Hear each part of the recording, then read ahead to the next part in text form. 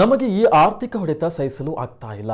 ಇತರ ಚಟುವಟಿಕೆಗಳಿಗೆ ಅವಕಾಶ ನೀಡಿದಂತೆ ಪಾದರಕ್ಷೆ, ಜೌಳಿ, ಫ್ಯಾನ್ಸಿ ಅಂಗಡಿಗಳಿಗೆ ಅವಕಾಶ ನೀಡಿ, ಇಲ್ಲದೇ ಇದ್ದರೆ ವೀಕೆಂಡ್ ಕರ್ಫ್ಯೂ ದಿನ ಅಂಗಡಿ ತೆರೆದು ಪ್ರತಿಭಟಿಸುತ್ತೇವೆ ಎಂದು ಜಿಲ್ಲಾಡಳಿತಕ್ಕೆ ಮಂಗಳೂರಿನ ವರ್ತಕರು ಎಚ್ಚರಿಕೆಯನ್ನ ನೀಡಿದರು.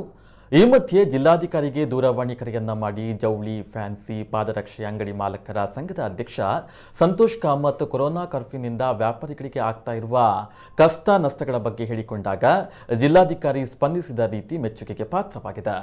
ತನ್ನ ನಿರಂತರ ಕಾರ್ಯಗಳ ಒತ್ತಡದಲ್ಲಿದ್ದಂತಹ ದಕ್ಷಿಣ ಕನ್ನಡ ಜಿಲ್ಲಾಧಿಕಾರಿಗಳು ಸುಮಾರು 5 ನಿಮಿಷಗಳ ಕಾಲ ಸವಿಸ್ತಾರವಾಗಿ ಮಾತನಾಡಿ ವ್ಯಾಪಾರಿಗಳ ಕಷ್ಟಕ್ಕೆ ದೂರವಾಣಿ ಕರೆಯ ಮೂಲಕ ಸ್ಪಂದಿಸಿದ ರೀತಿ ಅಪಾರ ಮೆಚ್ಚುಗೆಗೆ ಪಾತ್ರವಾಗಿದ್ದು. ಆ ದೂರವಾಣಿ ಕರೆಯಲ್ಲಿ ಏನಿದೆ ಕೇಳೋಣ.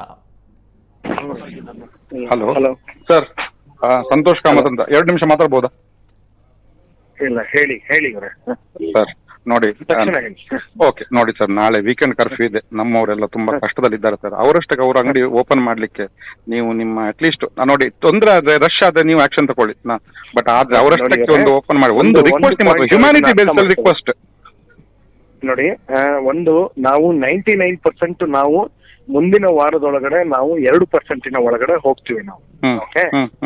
ಓಕೆ, ಈಗ ಆಕ್ಚುಲಿ ನಿನ್ನೆ ಸ್ವಲ್ಪ ಕಡಿಮೆ ಆಗಿದ್ರೆ ನಾವು ನಿನ್ನೆ ಅಷ್ಟೊತ್ತಿಗೆ ನಾವು 2% ಒಳಗಡೆ ಹೋಗ್ತಾ ಇದ್ವಿ.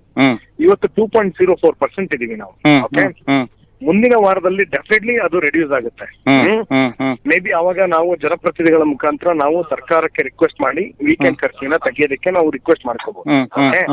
ಈ ಟೈಮಲ್ಲಿ ನೀವು ಏನೋ ಒಂದು ಗಾದೆ ಮಾತು ಹೇಳ್ತಾರೆ, ಆಗ ತನಕ ಇದ್ದವರು 6 ತನಕ ಇರ್ಲಿಲ್ಲ ಅಂತ ಹೇಳಿ. ಅಂದ್ರೆ ಒಂದು ಪಾಯಸ ಬಿಸಿ ಇರೋದು ಕಾದ್ರಂತೆ ಪಾಯಸ ಆಗ ತನಕ, ಆದ್ರೆ ಬಿಸಿ ಇರೋದು 6ಕ್ಕಿಂತ ಮುಂಚೆನೆ ಬಾಯಿಗೆ ಹಾಕೊಂಡು ಬಾಯಿ ಸುತ್ಕೊಂಡಿದ್ರಂತೆ. ಆ ರೀತಿ ಆಗ್ತಾ ಇದೆ ನಿಮ್ದು. ಇಲ್ಲಿ ತನಕ ಇಷ್ಟು ದಿವಸ ಕಷ್ಟದಲ್ಲಿ ತಡ್ಕೊಂಡಿದ್ದೀರಾ ನೀವೆಲ್ಲ. ಅಲ್ಲ ಸರ್, ನಾನು ಹೇಳಿದ್ದೇನೆ ಪ್ರತಿಯೊಬ್ಬರು ನಮ್ಮ ಎಂತ ಹೋರಾಟ ಮಾಡಿ. ನಾನು ಹೇಳಿದೆ ನಮ್ಮ DC ಅವರು ಮಾನವೀಯ ನೆಲೆಯಲ್ಲಿ ನಮಗೆ ಸ್ಪಂದಿಸಿದ್ದಾರೆ. ಇದ್ರೊಳಗಡೆ ನೋಡಿ ಇವ್ರೆ, ನಾನು ಜಾಸ್ತಿ ಡಿಸಿಷನ್ ನಾನು ನಿರ್ಣಯ ಮಾಡೋದಾಗಿದ್ರೆ ನಾನು ಇಷ್ಟೋ ತನಕ ನಾನು ಕೇಳಿಸ್ಕೊಂತ. ಖಂಡಿತ ಸರ್, ಖಂಡಿತ. ಇದು ರಾಜ್ಯ ಸರ್ಕಾರದ ಡೈರೆಕ್ಷನ್. ನಾವು ಏನಾಗಿರುತ್ತೆ, ನಾವು ನಿಮ್ಮ ಮೇಲೆ ಕೇಸ್ ಬುಕ್ ಮಾಡಿದ್ರೆ ನನಗೇನು ಸಂಬಳ ಜಾಸ್ತಿ ಆಗಲ್ಲ, ನನಗೇನು ಇದ್ರೊಳಗಡೆ ಆಗಲ್ಲ. ಆದ್ರೆ ಅನ್ನೆಸರಿಯಾಗಿ ನೀವು ಇದ್ರೊಳಗಡೆ ಇಲ್ಲ ಸರ್ ನಾವು ಹಂಗ್ ಮಾಡ್ತೀವಿ, ನಾವು ಓಪನ್ ಮಾಡಿ ಇಟ್ಕೊಂತೀವಿ ಅಂದ್ರೆ ನಾವು ನಮ್ಮ ಕಣ್ಣಿಗೆ ಬಿದ್ರೆ ನಾನು FIR ಮಾಡ್ಲೇಬೇಕಾಗಿರುತ್ತೆ.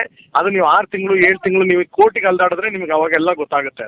ಅದಕ್ಕೆ ಅವಕಾಶ ಮಾಡ್ಕೊಡ್ಬೇಡಿ. ಈ 1 ವಾರ ಸಮಾಧಾನವಾಗಿರಿ. ಈ 1 ವಾರ ಆದ್ರ ಮೇಲೆ ಸೋಮವಾರ ಮಂಗಳವಾರದಷ್ಟೊತ್ತಿಗೆ ನಾವು ಕನ್ವಿನ್ಸ್ ಮಾಡಿ ಡೆಫಿನೆಟ್ಲಿ ವೀಕೆಂಡ್ ಕರ್ಫ್ಯೂ ಅನ್ನು ತೆಗೆಯೋದಕ್ಕೆ ನಾವು ವ್ಯವಸ್ಥೆ ಮಾಡ್ಸೋಣ. ಈ 1 ವಾರ ನೀವು ಅದನ್ನ ಸಹಕರಿಸ್ತಾ ಇದ್ರೆ, ಇಲ್ಲ ಸರ್ ನೀವು ಇದ್ರೊಳಗಡೆ ನಾವು ಮುಂದೆನೆ ಹೋಗೋದು ಅಂದ್ರೆ ನಿಮ್ಮ ಇದನ್ನ ನೀವು ಮಾಡೋದಕ್ಕೆ ಅಧಿಕಾರ ಇರುತ್ತೆ. ನನಗೆ ಅಧಿಕಾರ ಕೊಟ್ಟಿರೋದ್ರೊಳಗಡೆ ದಂಡ ಹಾಕೋದು, ಟ್ರೇಡ್ ಲೈಸೆನ್ಸ್ ಕ್ಯಾನ್ಸಲ್ ಮಾಡೋದು, ಅದನ್ನ ನಾನು ಮಾಡ್ಲೇಬೇಕಾಗುತ್ತೆ. ಯಾಕಂದ್ರೆ ಮುಖ್ಯಮಂತ್ರಿಗಳು ಆಸ್ ಎ ಸ್ಟೇಟ್ ಎಕ್ಸಿಕ್ಯೂಟಿವ್ ಕಮಿಟಿಯ ಚೇರ್ಮನ್ ಆಗಿ ಮಾಡಿರುವಂತಹ ಆದೇಶದ ಉಲ್ಲಂಘನೆ ಯಾರಾದ್ರೂ ಮಾಡಿದ್ರೆ ಅದು ಅಸಂವಿಧಾನಿಕವಾಗಿರುತ್ತೆ. ಹಾಗಾಗಿ ನಾವು ಅದ್ರ ಮೇಲೆ ನಾನು ಆಕ್ಷನ್ ಮಾಡ್ಲೇಬೇಕಾಗಿರುತ್ತೆ. ಹಾಗಾಗಿ ನಾನು ಹೇಳೋದಿಷ್ಟೇ, 99% ಕೋಆಪರೇಟ್ ಮಾಡಿದವರು ಇನ್ನು 1% 1 ವಾರ ಓಕೆ, ನಾನೇ ನಿಮ್ಗೆ ಆಸ್ ಎ ಜಿಲ್ಲಾಧಿಕಾರಿಯಾಗಿ ಹೇಳ್ತಾ ಇದ್ದೀನಿ, ಮುಂದಿನ ವಾರದಲ್ಲಿ ನಮ್ಗೆ ಡೆಫಿನೆಟ್ಲಿ ಕಡಿಮೆ ಆಗಿರುತ್ತೆ. ಮೇ ಬಿ ನನಗೆ ಗೊತ್ತಿರೋ ಪ್ರಕಾರ ಎಲ್ಲಾ ಜನಪ್ರತಿನಿಧಿಗಳು ಕೂಡ ಇದ್ರ ಹಿಂದೆ ಬಿದ್ದಿದ್ದಾರೆ, ವೀಕೆಂಡ್ ಕರ್ಫ್ಯೂ ಬೇಡ ಅಂತ ಹೇಳೋರೆ ಎಲ್ಲರೂ. ಓಕೆ, ಈ ವಿಷಯದಲ್ಲಿ ಅವರು ಎಲ್ಲರೂ ಕೂಡ ಕನ್ವಿನ್ಸ್ ಮಾಡ್ತಾ ಇದ್ದಾರೆ. ಓಕೆ, ನೀವು ಹಾಗಾಗಿ ಇದೊಂದು ವಾರ ನೀವು ಸಮಾಧಾನವಾಗಿದ್ದು, ಏನಾದ್ರೂ ನೆಗೆಟಿವ್ ಆಗಿ ನ್ಯೂಸ್ ಆಯ್ತು, ಕೊರೋನಾ ಮತ್ತೆ ಜಾಸ್ತಿ ಆಯ್ತು ಅಂದ್ರೆ ಫುಲ್ ಲಾಕ್ಡೌನ್ ಬಂದ್ರೆ ಎಲ್ಲರೂ ವಿಷಯ ಕುಡಿಬೇಕಾಗುತ್ತೆ. ಅವಾಗ ನಮಗಂತೂ ಸಾಕಾಗಿ ಹೋಗಿದೆ ಬರೀ ಕೋವಿಡ್ ನಿರ್ವಹಣೆ ಮಾಡಿ. ಓಕೆ, ನಿಮಗೂ ಕೂಡ ಗೊತ್ತಿದೆ, ನಮಗೂ ಆಸ್ ಎ ಜಿಲ್ಲಾಧಿಕಾರಿಯಾಗಿ ನಾನು ಬರೀ ಹೆಲ್ತ್ ಹಾಸ್ಪಿಟಲ್ ಬರೀ ಇವನ್ನೇ ನೋಡೋದೇ ಜಾಸ್ತಿ ಆಗಿದೆ. ನಮಗೂ ಟೆಸ್ಟ್ ಮಾಡು, ವ್ಯಾಕ್ಸಿನೇಷನ್ ಮಾಡು ಅಂದ್ರೆ ಬರೀ ಇದು ನಮಗೂ ತಲೆ ಕಟ್ಟೋಗಿದೆ ಜನರ. ನಾನು ಹೋದ ತಿಂಗಳಲ್ಲಿ ಬೆಂಗಳೂರಲ್ಲಿ 105 ಡೆತ್ ಆಗಿದ್ರೆ ಮಂಗಳೂರಲ್ಲಿ 130 ಡೆತ್ ಆಗಿದೆ. ನಮಗೆ ಗೊತ್ತಾಗ್ತಾ ಇಲ್ಲ, ಅದು ಎಲ್ಲೋ ಹಾಗೆ ಹೀಗೆ ಅಂತ ಇದ್ರೊಳಗಡೆ ಆಗ್ತಾ ಇದೆ. ಇಷ್ಟೊಂದು ಹಾಸ್ಪಿಟಲ್ ಅಲ್ಲಿ ಇದೆ, ಆದ್ರೆ ಒಂದೊಂದು ಜೀವಕ್ಕೂ ನಾವು ಹೊಣೆ ಆಗ್ಬೇಕಾಗಿರುತ್ತೆ. ಹಾಗಾಗಿ ಕೇಳಿಸ್ಕೊಡ್ರಿ ಸಂತೋಷ್ ಕಾಮತ್, ಪೂರ್ತಿ ಕೇಳಿಸ್ಕೊಡ್ರಿ. ಇಲ್ಲಿ ತನಕನೂ ನಾವು ಸಮಾಧಾನದಿಂದ ನೀವು ಕಾನೂನನ್ನ ಪಾಲನೆ ಮಾಡಿ ಕೊನೆ ಹಂತದಲ್ಲಿ ನೀವು ಈಗ ಮಾಡಿದ್ರೆ ಮಂಗಳೂರಿನ ಜನ ರೂಲ್ಸ್ ಅನ್ನ ಫಾಲೋ ಮಾಡಲ್ಲ ಅನ್ನೋಂತ ಮೆಸೇಜ್ ಹೋದ್ರೆ ಅದು ಎಂಟೈರ್ ಸಿಟಿಗೆ ಕೆಟ್ಟ ಹೆಸರು ಬಂದಂಗೆ ಆಗುತ್ತೆ. ಹಾಗಾಗಿ 1 ವಾರ ಸಮಾಧಾನವಾಗಿರಿ. ಮುಂದಿನ ವಾರದೊಳಗಡೆ ಡೆಫಿನೆಟ್ಲಿ ಜನಪ್ರತಿನಿಧಿಗಳು ಹೋರಾಟ ಮಾಡ್ತಾ ಇರೋದಕ್ಕೆ ನಾನು ಕೂಡ ಅಲ್ಲಿ ರೆಕಮೆಂಡ್ ಮಾಡಿ ಹೇಳ್ತೇನೆ. ಮುಂದಿನ ವಾರದಲ್ಲಿ ವೀಕೆಂಡ್ ಕರ್ಫ್ಯೂ ಅನ್ನು ತಗ್ಸೋದಕ್ಕೆ ವ್ಯವಸ್ಥೆ ಮಾಡ್ಸೋಣ. ಆಯ್ತು ಆಯ್ತು ಸರ್ ಆಯ್ತು. ನಿಮ್ಗೆ ಒಂದು ವಾರ ನೀವು ನಾನು ಹೇಳಿರುವಂತ ಮಾತುಗಳನ್ನ ನಿಮ್ಮ ಎಲ್ಲಾ ವರ್ತಕ ಸಂಘದವರಿಗೆ ಹೇಳಿ. ಅನ್ನೆಸರಿ ನಾವೇನಾಗುತ್ತೆ ಗೊತ್ತಾ, ಬಲ ಪ್ರಯೋಗ ಮಾಡಾಗಿ ಮಾಡಬೇಡಿ. ನನಗೆ ಅದು ಡೆಫಿನೆಟ್ಲಿ ಇಷ್ಟ ಇಲ್ಲ. ನಾವು ಓಪನ್ ಮಾಡೇ ಮಾಡ್ತೀವಿ ಅಂದ್ರೆ ನಾನು ಅವಾಗ ಏನು ಮಾಡಕ್ಕಾಗಲ್ಲ. ನಾನು ಅವಾಗ ನಮ್ಮವರಿಗೆ ದಂಡ ಹಾಕಿ ಫೈನ್ ಹಾಕಿ ನಿಮ್ಗೆ ಹರಾಸ್ಮೆಂಟ್ ಮಾಡಿ ಅಂತ, ಅದರಿಂದ ನನಗೆ ಏನು ಸಾಧ್ಯ ಆಗಲ್ಲ. ಹಾಗಾಗಿ ನೀವು ಒಳ್ಳೆ ವ್ಯಕ್ತಿ ಇದೀರಾ, ನೀವು ನಿಮ್ಮ ಇದ್ರೊಳಗಡೆ ಇದನ್ನ ಕಮ್ಯುನಿಕೇಟ್ ಮಾಡಿ.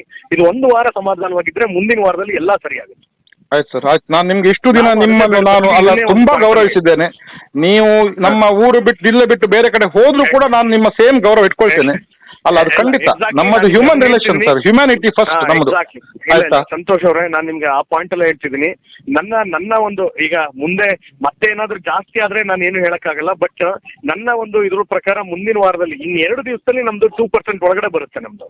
ಆಯ್ತು ಸರ್ ಆಯ್ತು. ಓಕೆ, ಮುಂದಿನ ವಾರದಲ್ಲಿ ಆಗದೆ ಇದ್ರೆ ನೀವು ಅದನ್ನ ಮತ್ತೆ ನಾವು ಸರ್ಕಾರದ ಗಮನಕ್ಕೆ ತರ್ತೀವಿ. ಅವರು ಕೂಡ ಏನೇನು ಇದನ್ನ ಮಾಡಿ ನೋಡ್ತಾರೆ.